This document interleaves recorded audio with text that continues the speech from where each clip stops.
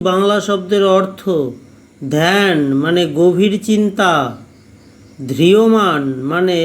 ধরা হয়েছে এমন, ধ্বনি মানে আওয়াজ, ধ্বংস মানে নষ্ট, নব্য মানে নতুন, নমস্কার মানে অভিবাদন, নস্য মানে নস্যি, নির্ধারণ মানে নিরূপণ সিদ্ধান্ত, নির্ধূম মানে ধোঁয়াহীন, নির্নিমেষ মানে পলকহীন, নির্বাত মানে বায়ুহীন,